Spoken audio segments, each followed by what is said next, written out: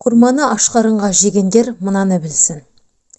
Құрма шығармашылықпен айналысатын, мимен жұмыс жасайтын адамдар үшін, жүйке жүйесіне шағымы барлар үшін, бастың жақсы жұмыс істеу үшін де дәрігерлер тарапынан ұсынылатын аса пайдалы жеміс.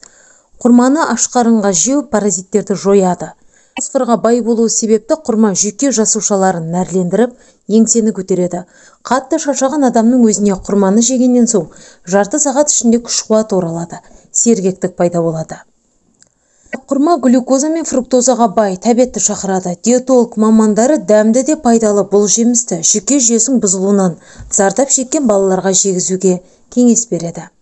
Құрма қан құрамындағы холестериннің деңгейін төмендетеді.